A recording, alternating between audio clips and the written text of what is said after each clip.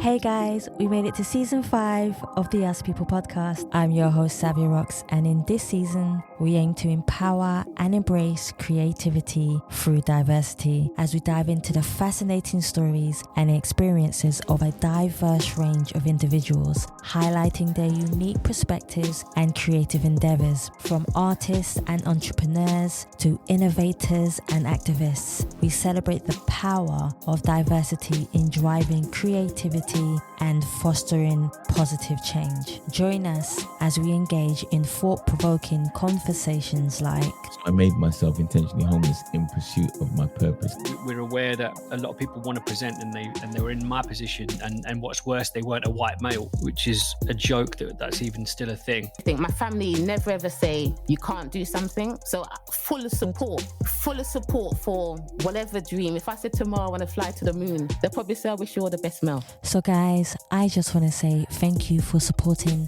the Us People podcast for the past 5 years, and we look forward to sharing another new theme song with you. Let's go.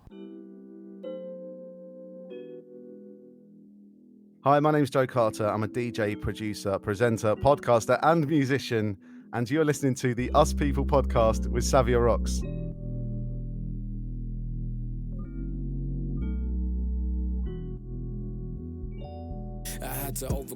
Hey guys, and welcome to another episode of the Us People podcast. I'm your host, Savia Rocks, and today I'm humbled to have Joe Carter here with me.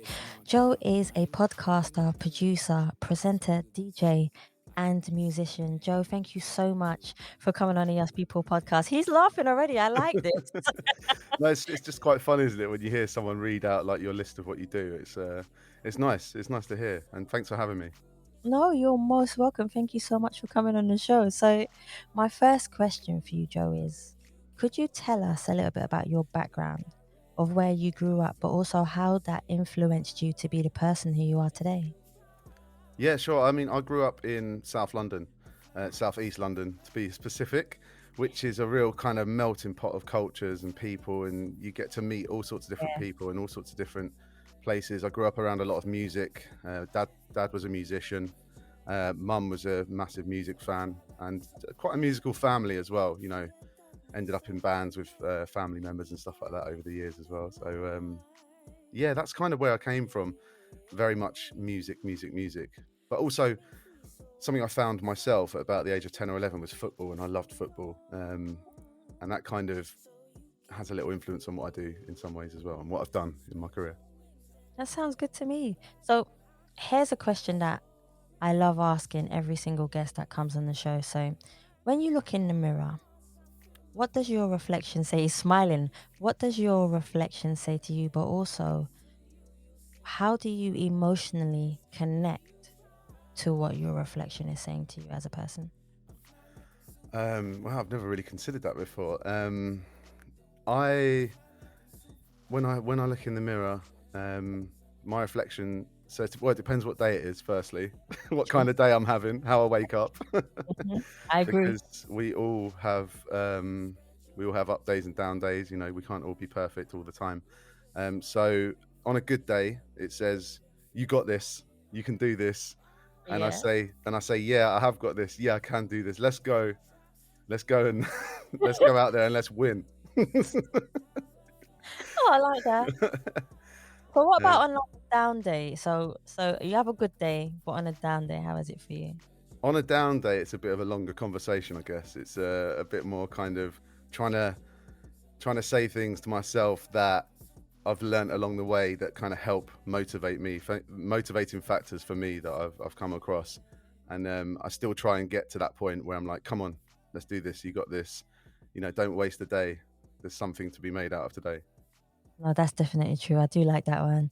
Talk to me about your journey of how you got into music. So talk to me about your influences and what made you decide that this was your path. Music was your path. Well, first off, I mean, I used to go and stay with my dad every weekend as a kid. My mum and dad split up as I was quite young. And when I used to go and stay with my dad at the weekends, he had his guitar, and he had a little microphone and a little 4-track recorder. And I think about the age of 8 or 9, I started playing with it, and we started making songs, and he recorded them and played them back, and I was like, wow, like this is a bit of me, you know. That's what I like doing.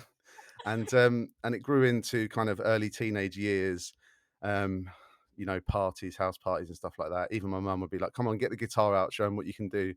And I'd get the guitar out, I'd have a sing or make up some songs on the spot and just kind of entertain people.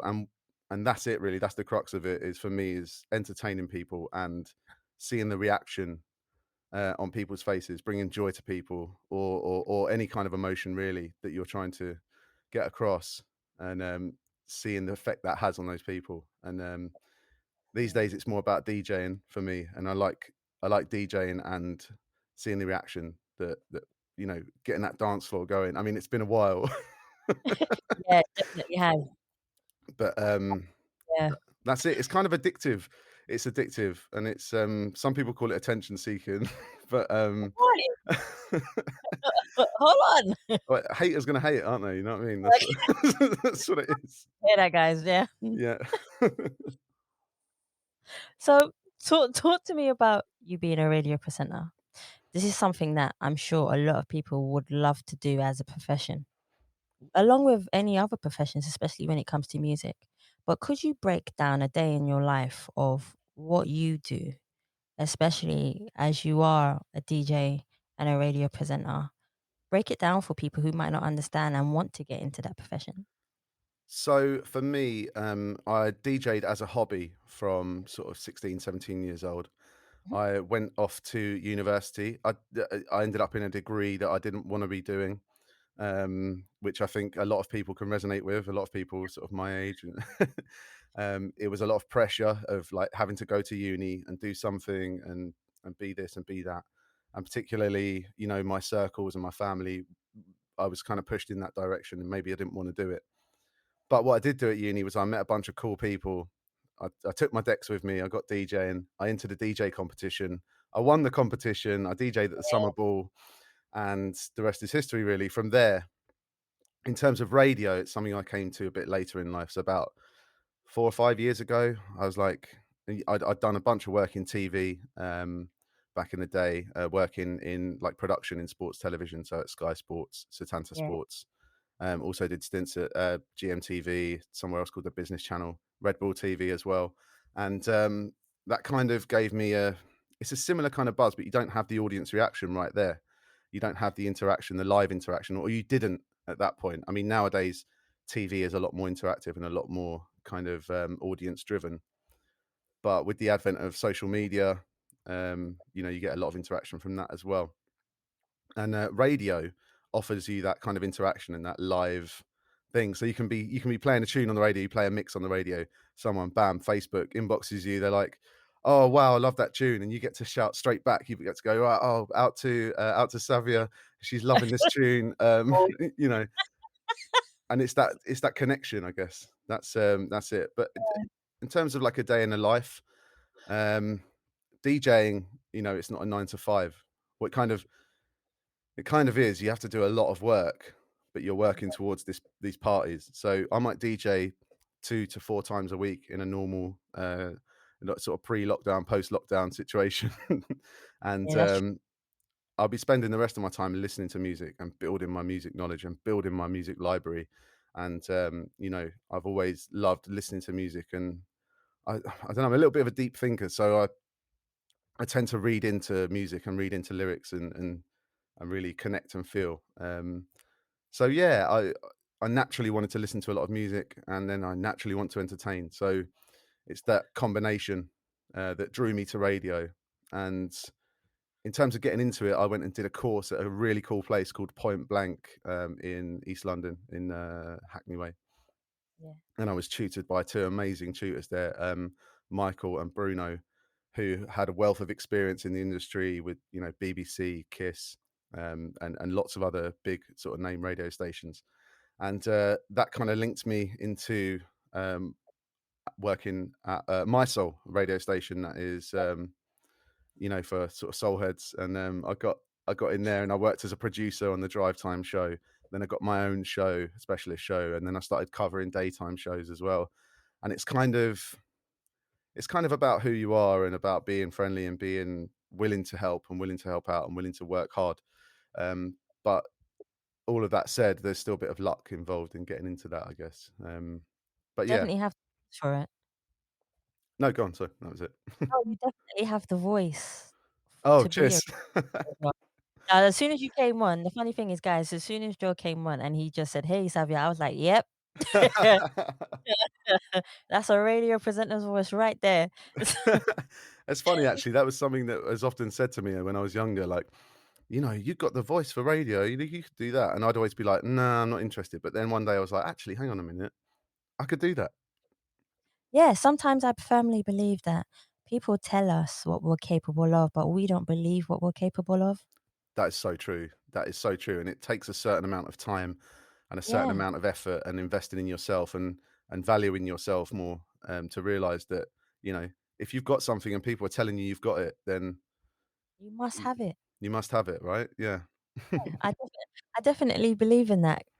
I definitely do. So talk to me why DJing to you is so rewarding. What is the reward for you? I know you spoke a little bit about seeing the people dance and just being in that environment, but what really captures you? What makes you wake up in the morning and say, "Yes, I love what I do"? It's waking up in the morning and remembering last night and remember, you know what I mean? Remembering the crowd loving it, even the crowd hating it. It's the buzz of not knowing what you're going into. Essentially, you don't, you might be, I play uni gigs and I play the same room every Wednesday night and every Friday night for 2 years, but each time it's completely different. You don't know what tunes you're going to have to draw to get the crowds involved. You don't know what people are going to ask. You don't know how they're going to ask it. More to the point, that can be quite exciting in itself. Oh But, man, tell me about some stories. um, I've got plenty of those. It's funny. The ones you remember though are the more like that at the time they're a bit negative, but you look back and you go, "Oh my god, that was ridiculous." So I was DJing in a pub on New Year's Eve once, and this lady comes over to me with her phone. She shows me her phone, and it's just like a notes thing, but it's blank. It's like the notes app, but it's blank. And I'm like, I don't know what you want. Like, I'm DJing at the moment. Like, if you got a request, can you? Like what I said was like, have you got a request?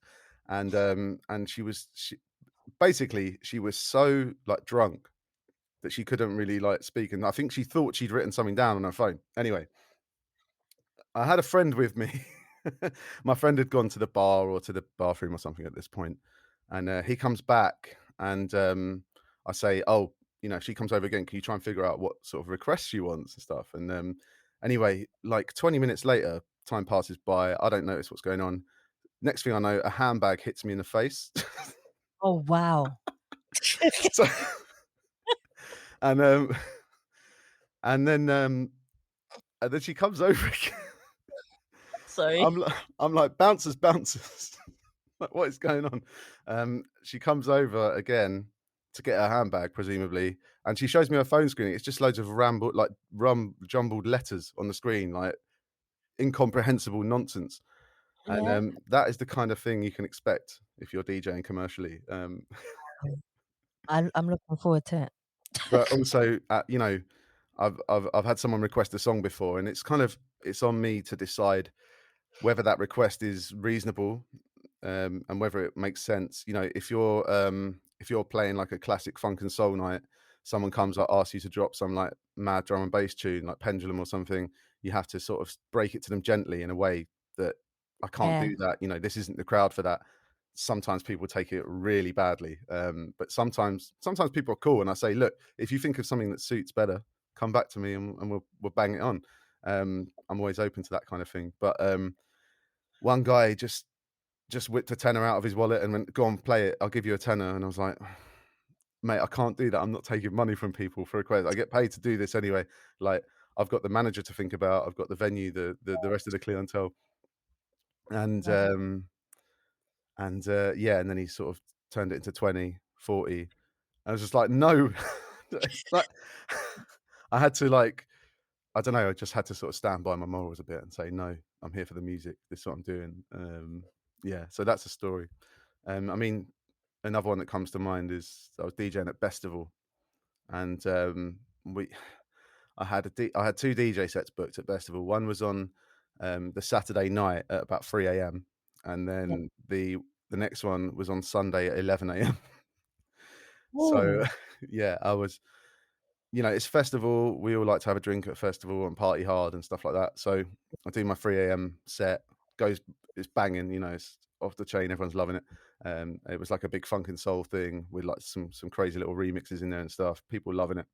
And then I wake up at kind of 10:45 in my tent, sprinting across the festival with like I've got my cousin with me who's coming on like a free ticket with me, and I'm like, come on, we got to go, we got to go. I was like, you need to motivate me. Come on, please. We got to play this like hour long set at 11 a.m. And we get to the venue where I'm playing. They're not even open at 11 a.m. Like they're all because it's a festival. Everyone's all like, "Oh God, all right, okay, we've got to open. There's a DJ coming in." So we get in there, we get the tunes on, and my cousin just falls asleep under the DJ box. And that's like I was like, he's meant to be motivating me. I was like, come on, Dan. he's motivating you just in a spiritual way underneath the table. Well, he motivated me to play 6 10-minute songs that were really chilled. And See, that's that's what I mean. He helped. He helped you. he did, yeah, yeah. So yeah, lots of stories. They're the only ones that really come to mind right now, but there's hundreds. I think this one kind of relates to your last one in a way. So let's say you have a gig coming up tonight. What is your approach and what selection of material do you prepare for the night? I know it depends on what night it is, but how do you prepare yourself? And especially from the sheer fact that if you're practicing at home or if you're doing a set at home, just practicing compared to being on stage or in a venue, how does that all compare in difference? I think there's a few different ways that DJs like to do things. Me personally, um, rather than practice a set at home and then go and perform it, I think that's too much hassle, too much pressure. What I'll do is I will limit my bank of songs that I've got. So say I'm doing a 1 hour house set, Yeah, I will that will be like 12 to 15 songs, but I'll take maybe 40 songs. And it's not like the old days where you used to have to choose them and put them in your record bag and carry your record bag around, because I did that. But it is that principle. So instead of doing that, I'm getting a USB stick together with just that amount of songs on. I'm restricting myself to this sort of narrow content, if you like. And some people frown upon that, but I think narrowing the choice gives you a better message overall, and you stay yeah, within those lines a bit more. So, that's true. but then you still, rather than rehearsing a set, kind of beat for beat, which is painstaking, and I've tried it. I quite like that spontaneity, and that's what does it for me. That's the buzz. So on a day of a gig, I'll get up at sort of normal time. I mean, well, what's normal time when you've got a toddler? I don't know. So I'll be getting up at like, whatever o'clock in the morning, do our usual sort of home routine. And then when I get Yeah, an hour or two, I'll be checking out all the tunes. I'll be filtering through tunes, and I'll be making decisions like, is this going to bang? Is it not? It might do. That one's definitely going in. I need to play this new record. I need to try this one out maybe.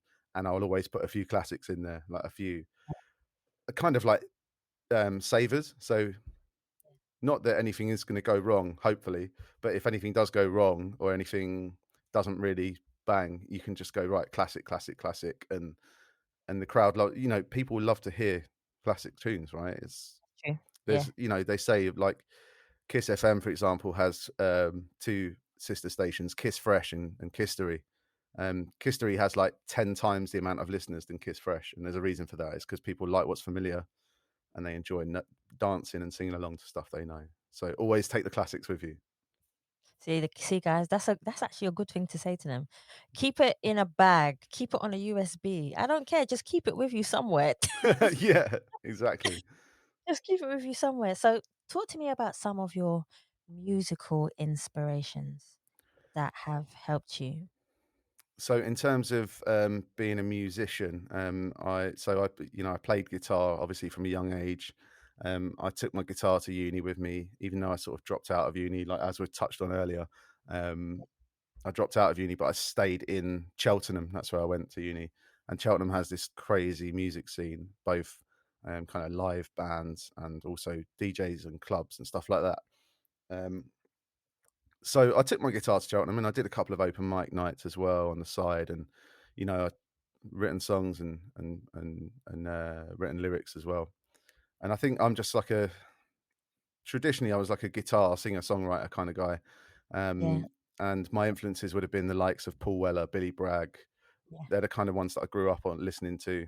But then when I sort of rediscovered that side of music in my sort of later teens and early 20s, it was all about the Arctic Monkeys and bands like that at the time. So I got back from uni, and while I was still DJing, I was desperate to start a band, and I started a band, and we were called the Bimmies, named after my granddad's dog called Bimmy. Aw. So random. But it's like two of my cousins were in the band as well. We managed to club this band together, and we did loads of gigs, and it was so much fun. And that was us doing us. It was just what we wanted to do, and that moment, into that snapshot in time, the sort of 2005 to 2010, it was just like that was the time to do that for me. And we did it for the love of it, basically. We were all working like full-time jobs, and I was working in TV like and stuff, but then I was like going to 2 band practices a week and doing 2 gigs a week as well, and I just loved it. And the DJing sort of took a back seat there. So yeah, sorry, I'm rambling a bit, aren't I? Oh, I love it. Keep going. I'm cool. Yeah. So yeah, that was my influences really. And Alex Turner from the Arctic Monkeys, in terms of that, was like just phenomenal, because when I first started DJing, I was in through UK Garage. That was my thing, Yeah. man. That was my jam. Garage, get that Yeah. UKG on, and people like Craig David pioneering the scene and bringing lyrics and singing at the same time. He would rap and sing over these amazing, like these beautiful kind of soulful melodies, but with that like riding beat. There's so many garage classics. So yeah, to hear the Arctic Monkeys, who basically Alex Turner was a big fan of, like Cypress Hill and that kind of generation of rap and hip hop, and he used to he well, I mean, he doesn't really do it anymore. They've changed the way they are, that band, but that true. their first album was really lyrically just insane, and then you add those guitar riffs, which should get anyone jumping, really. There's so many classic songs off that first album that people loved. Kind of in my later years, though, I sound so old. In my later years, no. Yeah. So when I sort of discovered funk and soul and disco music, it was all about Nile Rodgers, and I couldn't stop watching the way Nile Rodgers plays the guitar, and I was like, I need to be able to play these licks on my guitar. So I would sit there watching Nile Rodgers on YouTube and get my guitar and trying to figure out these little licks, and then I started recognizing samples from disco music and house music and garage music and all these classic samples, and then I'd go and listen to the originals, and then I wanted to play it properly like the original, and then I ended up sort of getting back into the DJing through that.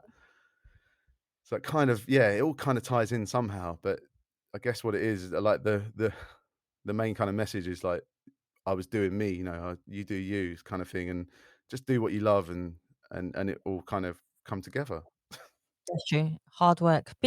Sometimes people think that it's given to you on a plate, which is not true. Just because people see your success, but they don't see the work behind your success. That Absolutely. makes It's like the tip of the and iceberg, isn't it? You see, yeah. no, that definitely makes. Here's a hard one for you. Well, actually, you might get it really quickly. Oh, okay. Since you're a musician and you have so much experience within music, if I said to you, Joe, to choose one song that was the soundtrack of your life, what song would you? Wow, his face. Oh my gosh, his eyes just blew out of his head. That is a tough one. Yeah. If Um, I was to say choose one song that was the soundtrack of your life, what song would you choose and why would you choose that particular song?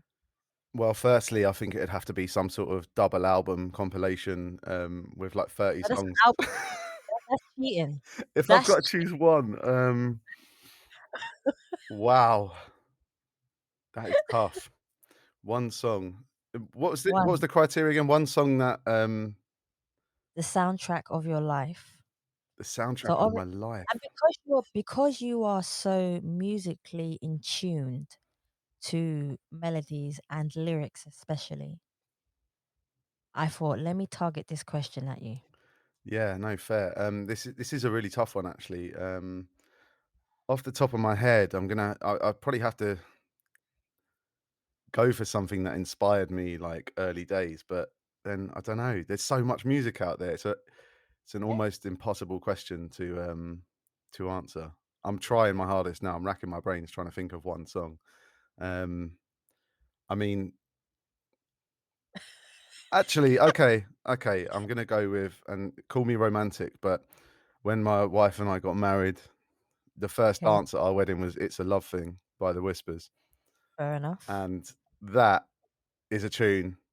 Not only Fair does enough. it represent that, but also that's what it is for me. Music is a love thing.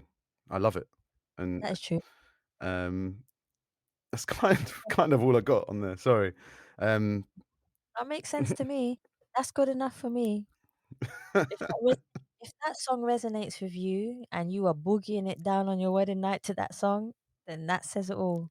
So, if there was one artist in the history of music that you could work with, who would it be and why? It'd have to be Nile Rodgers, I think, as I sort of I mentioned thought before. so. Yeah, I thought so. Yeah, I yeah. definitely thought so.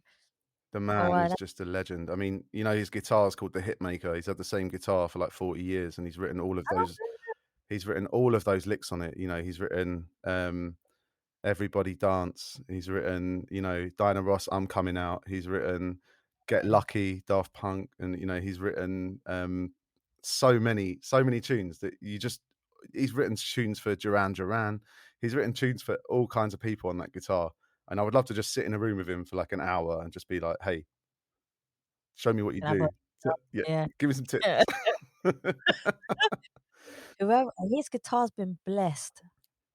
Absolutely. And well, I don't know, like he played a Fender Strat, which is kind of what it's the guitar I play as well.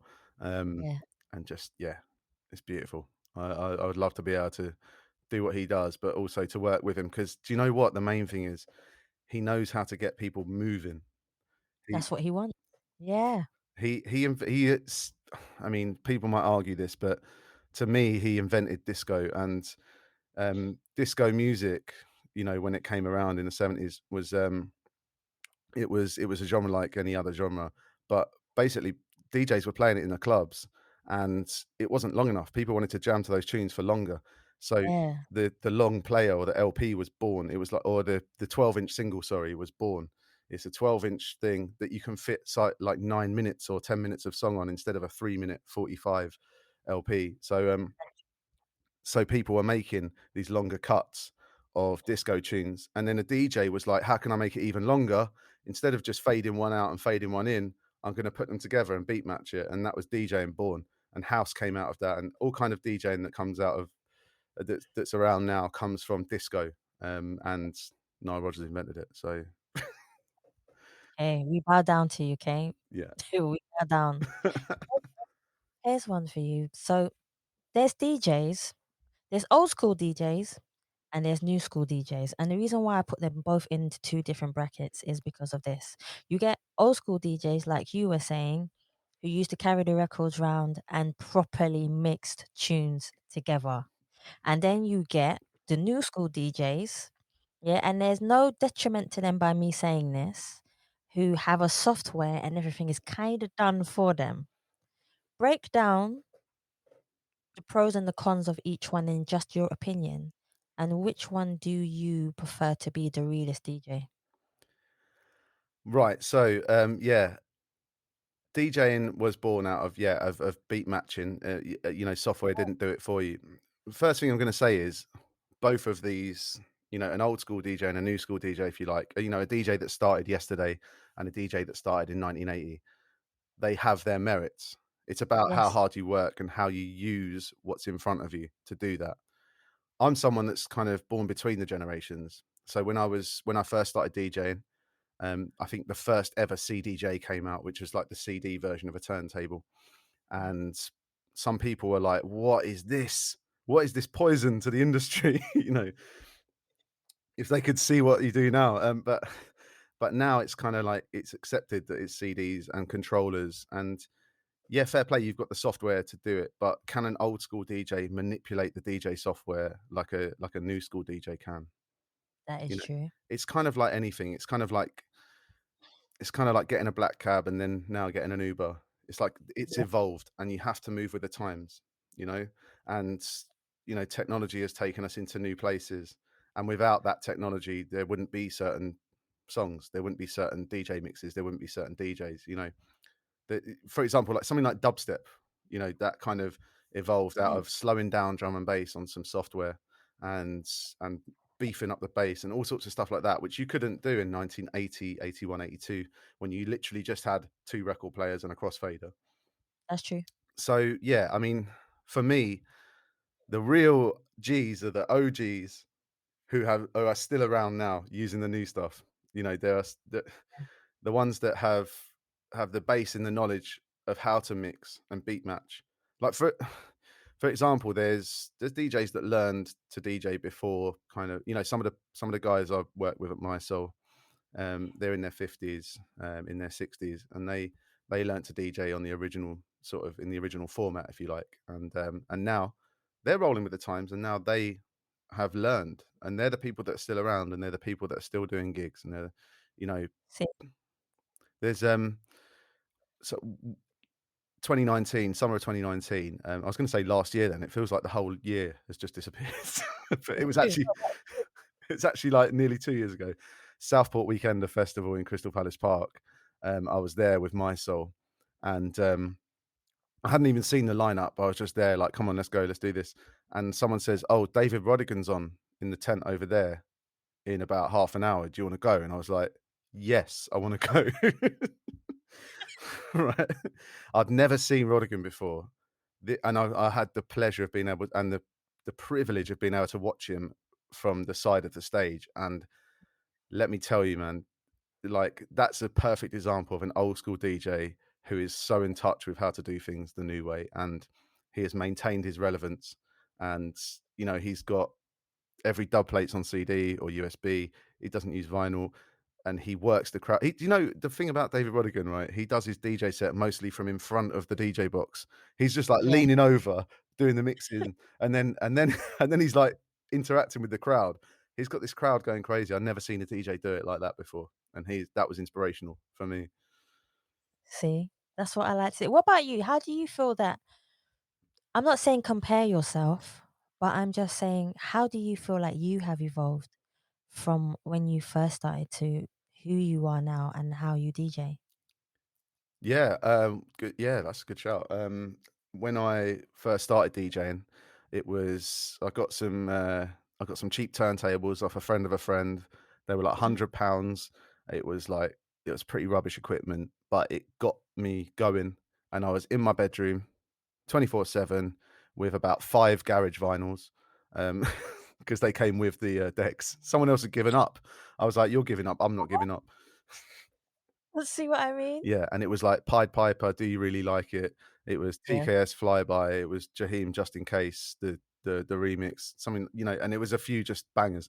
And I was just going back and forth between those few tunes, just learning my craft, just learning, tweaking things and learning the attention to detail that you need to be a DJ. It's funny, like, you need a really, really particular, you need a good attention to detail to be a DJ, but also you need to be quick thinking. So you need to be super, like, laser focused on what you're doing, but for a very short time, and then suddenly you've got to do something else because you're only as good as your last tune, sort of thing. That is true. Nowadays I'm a bit more relaxed. So when I did my first gig, I was probably kind of head down, just focusing on getting stuff right. Now I've sort of become an expert in my craft, if you like, in mixing and choosing songs that second nature. And now more time I spend entertaining the audience. I'll pick up a microphone if it's there, and I'll try and interact. I'll if there's some lights happening, I'll like jump in and like try and do some of the lights and like play around with the lights. smoke machines, bubbles, anything, jumping up and down on the social media way there, get everyone involved, that kind of thing. That's cool. And then just sort of running back to quickly do and that's probably since seeing Rodigan, the way he does it. It's like, if he can do it, I can do it. Of course you can. It's just drive and ambition and loving what, like you said it. You said it, Joe, loving what you do. Absolutely. Find what you love and just do it. Yeah, I And agree. don't let anyone Guys, tell you any different. No yes, I one. agree. Don't let I said to someone today. anyone tell you any different. It's the saddest thing. We're only here once. Do you know what I mean? And you got to do what you love doing and enjoy your life. I think people are the reason why people, if you say to someone, for instance, Joe, that you wanted to be a DJ and someone wants to turn around and say, no, you can't do it, the industry is hard. The only reason why they would say that is that people have a tendency to throw their insecurities onto you. Yeah, 100%. Yeah, I've been told so many times. And still to this day, I was at Glastonbury Festival in 2019. And I was sitting with a friend. We went to catch some. I think we went to see Mahalia. It was an amazing R&B singer. And there was, as we were waiting to see her, we got chatting to some guy, and he was like, "Oh, what do you do?" And I said, "I'm a DJ." And my friend went, "Yeah, he actually gets paid to do that." And I was like, "That's like, yeah, cool, right? That's nice, but come on, like, believe what you can do, and Yeah. that shouldn't be a shock. You can make a job out of anything. You just keep doing it, keep doing it, keep doing it. 99% of the time, you might come up against stuff, but if you keep honing your craft and you become an expert, that 1% of the time, you got to be ready for that day when it comes, when someone says, "We need someone to DJ here now." Because Just be ready with your bag, yeah? yeah, exactly. Right. If it's not your bag, be ready with your USB. Yeah, exactly. Make sure you literally. I go everywhere. I carry a backpack with me everywhere, right? And it's got my headphones in. These headphones I'm Yeah. wearing now, and it's got my USBs in, and I'm ready for a gig, whenever, wherever. You never know, right? You never know. That's it. I agree. If someone said to me, have a mic, I'll be ready to talk to anybody, anywhere, anytime and interview them. That's because you love it. Yeah, exactly. And I think that's it. It's keep driving, keep becoming an expert, and be ready. See, that's Sometimes brilliant. it comes early, sometimes it comes late for different people. Yeah, do you know what? It doesn't matter when it comes, as long as it comes. Yeah, That's what I that's why you've got to enjoy the process of honing that skill and becoming an expert in the field that you love. It's about the process. Try not to focus on, I'm going to be a famous actor, or I'm going to be a famous musician, or I'm going to have X amount of followers. It's more about like doing what you love, and if that happens, it will happen naturally. But actually, that doesn't matter, because you're doing what you love. Don't love yeah. the goal, love the process. And do you. See, you're giving out some good advice today, Joe, you know. Cheers. Nice. Do you know No what, advice. it's just stuff I've picked up along the way, and finding what motivates you, and finding the stuff that reminds you. It all sounds very simple, but it's not. Yeah. It's hard. Life is hard. Like, it's not an easy thing to do, but if life was easy, then it would be boring. So you need the hard times to make the good times. So yeah, it's all about positivity. It's all about togetherness. I've been the DJ world. There's a lot of people, it's sort of my generation and older. There's a lot of people who are out for themselves, because DJing is quite a solo sort of lifestyle in a way. But I'm of a different mindset. I'm of a togetherness and bring people together, kind of like the core sort of, if you think about what disco music is and what it did, and what it did for society when it first came about, that's kind of what I'm about. It's togetherness. It's bring everyone together. It's, everybody love everybody, as Will Ferrell said in Semi Pro. Great film, by the way. Yeah. But just dropping that in there. But yeah, I can't work with those people, because you're constantly trying to fight for something, trying to get your voice heard or whatever. It's another one I've learned is, surround yourself with the people you want to be like, or the people that you want to Yeah. become. You're a product of your environment. So, surround yourself with positive people. If there are negative people in your life, then try not to have them in your life as much. You know, it sounds harsh and it sounds cutthroat, but you've got to look out No, for it's yourself, number one, and looking after yourself is important in anything you do. definitely. That's really good advice there. I was just listening to it going, What are you most proud of? See, this is going to be something similar to most probably the last one now because we've covered so much. But what are you most proud of that you stand for as an individual? Yeah, well, yeah, I kind of covered it. I stand for togetherness. We're a team, man. Like, you know, Yeah, I don't like any kind of prejudice. I think everyone deserves a chance to be whatever they want to be, um, and that's kind of what I stand for. I wouldn't stand in anyone's way of doing what they want to do. Obviously, within reason, within the confines of the law, and social acceptance and hey, stuff. no one's killing nobody out here. Yeah, exactly. Hey, I just want to go and kill people. No, you can't do that. Okay, but Easy, just back it up. back it up. Sorry, yeah, I'll back up. All right, okay. Here we go. Are you? I don't want to kill people. Trust me. I don't want to Oh, kill. No, yeah, that's what I stand for. I stand for. I'm a bit of a hippie at heart. Hippie parents. Yeah, peace and love. yeah, my dungarees on, and yeah, Yeah. for me. What would you do differently if nobody was judging you? So if there wasn't any judgment in the world, because we're constantly always getting judged by how we look, who we are, how we do things, what would you do differently, Joe? It's a funny one, actually.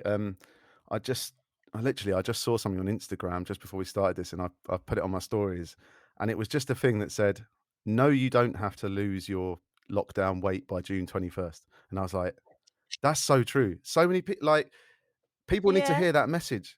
Like, some of the there's positive people you can surround yourself with, and there's negative people you can surround yourself with, and that goes for social media as well. We spend so much time looking at our phones these days. You can choose who you follow on Instagram. You don't have to follow like, I don't know, some kind of, as a man, I don't want to be following some sort of toxic masculinity. Some, like, you have to look like this, you have to be like this, you have to wear these clothes, you have to do this.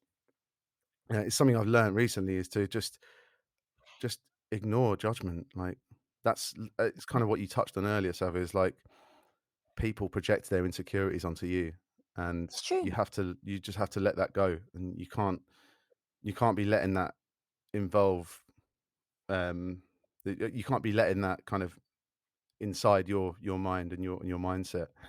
You have to look out for yourself, and you have to look out for, for me, I've got a family, I've got a young family, and that's my motivation. That's my number one priority in life. But also, I need to do what's right for me. And Yeah. yeah, sorry, I kind of tangented a No, bit again. I do love a tangent. tangents are good, you know. Tangents are actually really good, especially if they're motivated by heart and passion. Yeah, tangents are the Don't worry, one. I got your back. I got your back, Joe. It's Nice good. one. When was the last time you felt totally at peace with yourself? Oh, I maybe not sure, actually. Wow. Totally at peace. Is that something? I mean, I got into doing a lot of yoga in lockdown, which I hadn't done before, and that Yeah. really, really helped me to just disconnect a bit from all the screens and all the media and all the white noise and all the adverts and everyone telling you this and that. That helped me feel at peace with myself. But I'm in the moment when I'm entertaining. So, if I'm in the middle of a song, singing a song on stage, or if I'm in the middle of a mix and the crowd is loving it when I'm DJing, then that's me right there. That's what I love. See what I mean? That's good enough for me. If there was one quote that you could choose that represented you as a person, what quote would you choose and why would you choose that quote? um, Interesting one again. I mean,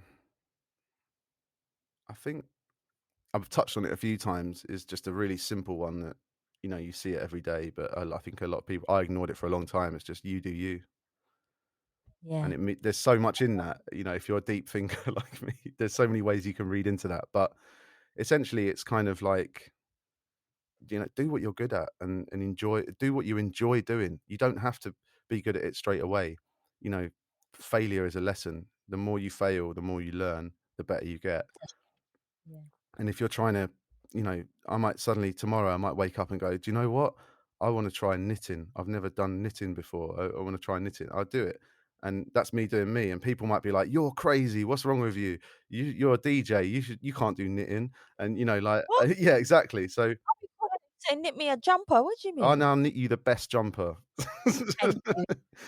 But it will take a while because I'm Oh, gonna that's fine. I'm patient. I am so patient. Oh wait. but I'm gonna go through a learning process while I'm doing that, you know, and I'm gonna do some bad knitting, and then I'm gonna start off with some bad knitting needles, you know. I'm gonna get some cheap knitting needles, second hand from like a charity shop, and then I'm gonna be like, oh, hang on a minute, I could maybe get better needles, and then get better wool, and then make better, you know, make better jumpers and scarves and stuff. Do you know what I mean? I It's just a process. I just see a big hole. Savia, this is your jumper. What happened, Joe? It's an air vent. You might get hot. I'd be like, that's the fashion now, Savia. Everyone's wearing holes on their jumpers. That's it. But listen, I'd be so grateful. I would wear that jumper with pride. Oh, thank you. Well, I mean, See? like bombshell, I don't think it's going to happen. I'm sorry, but if Oh I ever man. do, you're going to be the first person to receive I hope a so. Joe Carter jumper with a big hole in it. Might be onto something here. I might have to start a shop on Etsy or something. I think you might have to. Like just I like bright colours as well. Okay, So yeah, me too.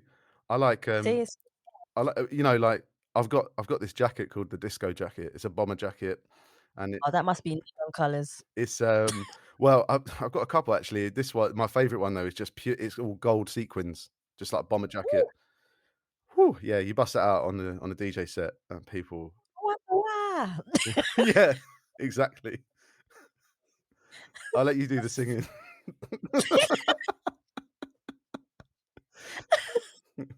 Oh man. Before we don't stop, because I know where this is going. This is gonna go.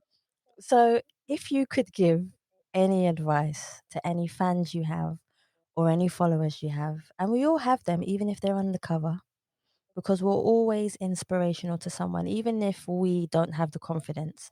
Like you were saying in the beginning, people have that confidence for us.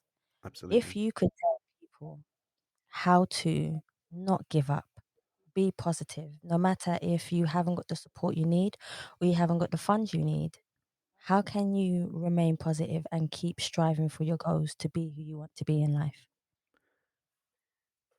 Find out what you want to be and what you want to do, and do it. Mhm.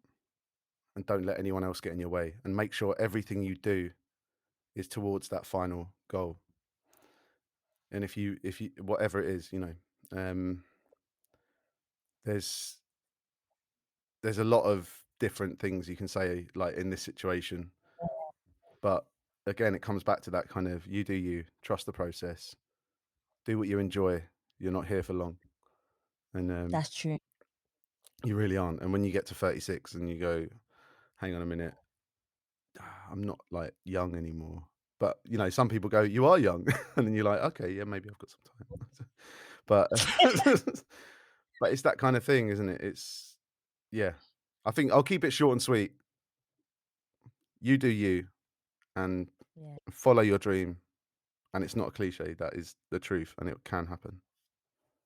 No, it will happen. Yeah. It will happen. It it will happen. I have faith in people, so definitely. You don't have to know someone to have and usually actually me saying that is the people that don't know you sometimes that have the faith in you the most. Yeah, it's the people. Yeah, the people that haven't seen you, you know, through your life. You know, it's the people that know you for who you are now. The people who see you when you're in the moment, not the people, the old friends and family maybe who switch off when they see you doing your thing because they just know you as a friend or whatever. Yeah. I've got two more for you. Okay. And my second to last one is, what would you like your legacy to be when you decide, and only when you decide, that you've had enough or you think you've done all that you can do? How would you like people to remember you? As someone that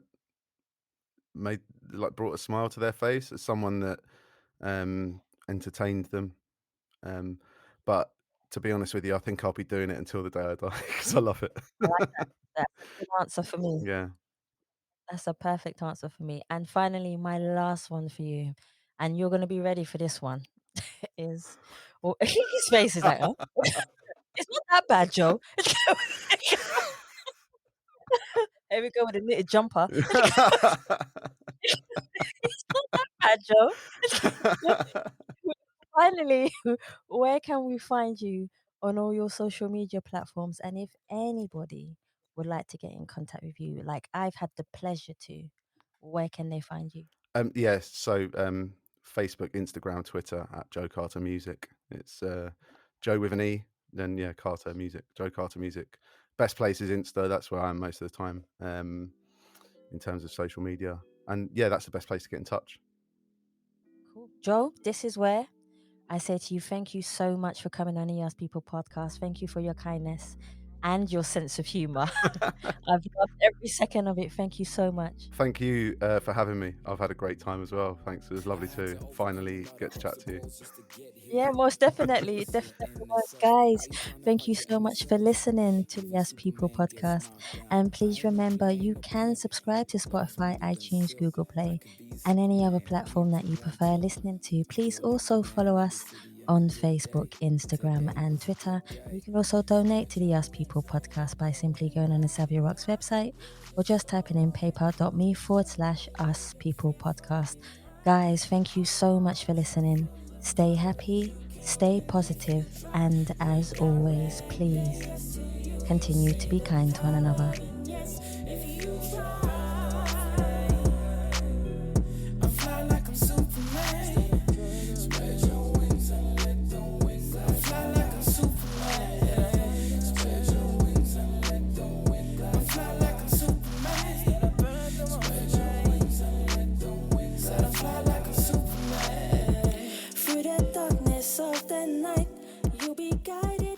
Hey, my name's Joe Carter. I'm a producer, a presenter, a podcaster, and a all the P's. Why do I do stuff that always begins with P? Right. Okay. I didn't even say DJ, did I, in the first one? Right. Okay. We're just soaring through this journey, leaving fear far behind. Our hearts are full of courage. You can win if you try. Redirect the yes to you. You'll see the power in yes if you try. I fly like I'm Superman. Spread your wings and let the wind glide. I fly like I'm Superman. Spread your wings and let the wind glide. I fly like I'm Superman. Spread your wings and let the wind glide. I fly like I'm Superman. Spread your wings and let the wind glide you high. We're just soaring through this journey, leaving fear far behind. Our hearts are full of courage. You can win if you try. Redirect the yes to you. You'll see